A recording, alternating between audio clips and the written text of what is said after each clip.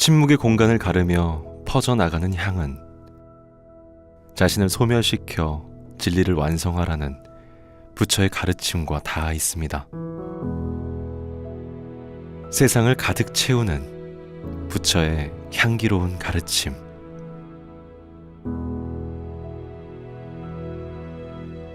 표충사 청동 은입사 향환입니다.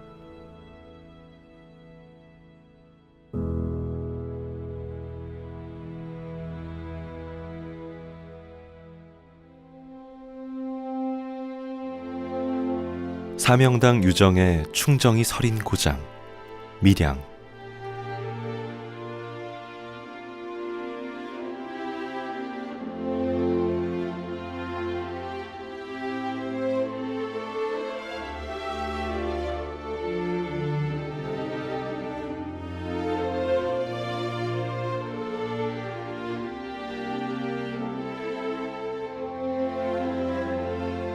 표충사 호국박물관은 이름 그대로 삼명스님의 호국선양을 떠날기 위한 그런 박물관으로서 특히 삼명스님에 대한 유물 200점을 포함한 그의 다수 목판본, 그 다음에 탱화, 그 다음에 불상 이런 여러 가지 유물을 포함한 1700점이 보유하고 있는 그런 사찰, 단위 사찰로서는 아마 그만한 유물들이 많이 소장하고 있는 사찰은 없을 것 같습니다.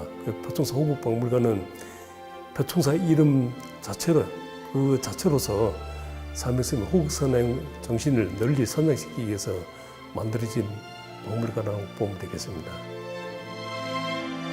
이곳에서는 사명당 유정의 발자취를 살펴볼 수 있는 다양한 유물을 만나볼 수 있습니다.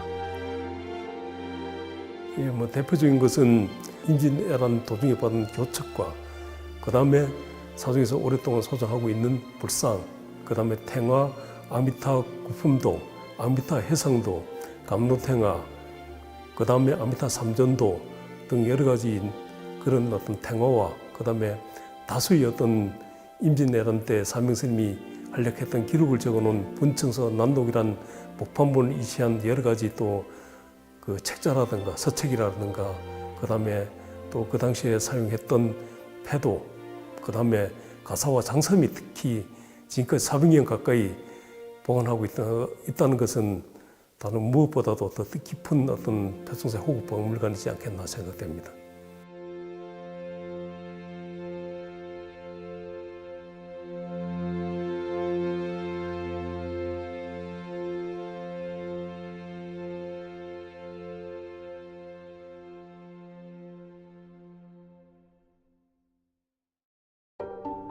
그리고 이곳엔 부처를 향한 고려인들의 지극한 마음을 엿볼 수 있는 아주 특별한 문화재가 있습니다.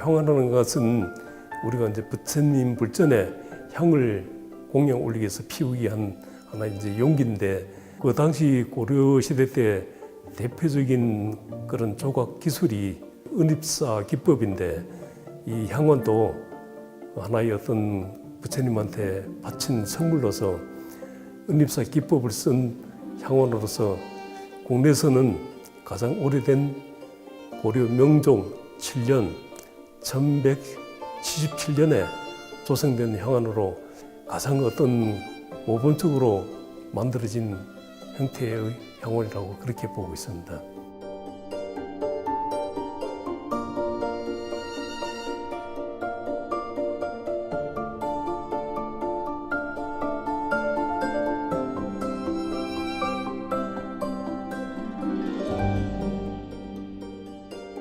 향환의 윗면에는 마치 그림과 같은 아름다운 서체의 범어가 자리하고 있습니다. 여기에는 과연 어떤 의미가 숨겨져 있을까요? 이제 여러 가지 이제 거기엔 종교적인 어떤 의미를 담고 있는 범자 문양의 어떤 그런 글씨, 그 다음에 밑에 보면 이제 용 문양이 있는데 용 문양 자체가 단순한 용이 아니고 그 용이 내 부처님을 그 대해서 바라보면서 향을 자기 그 등에도 얻고 부처님한테 향공양 올린다는 그런 의미로서 좀 다른 어떤 그 문양보다도 더 깊은 어떤 그 종교적인 문양이 되지 않을까 그렇게 보고 있습니다. 향공양은 스스로를 태워 지혜와 해탈의 세계로 모두를 인도하고자 하는 의식입니다.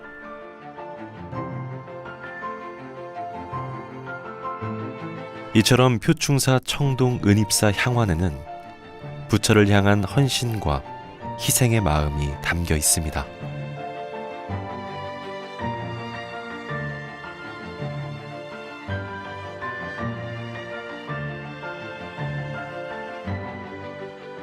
형태라든가 조각 기법이라든가 이런 것을 섬세하게 조각을 한 어떤 그런 부분들은 특히 종교적인 선물로서도 의미가 깊고 또 향원 중에는 이제 보통 이제 명문이 들어가기도 하고 안 들어가기도 하는데 그 당시 1177년 고려 명종 7년에 이 향환을 만들어서 부처님한테 바친다는 그런 명문이 조각되어 있기 때문에 그 글자를 보고 이 향환이 연대를 추정할 수 있고 그 다음에 또 그 당시 어떤 여러 가지 어떤 기술력을 볼 수 있는 이런 어떤 관계로 국보로 일찌감치 지정되지 않았나 생각됩니다.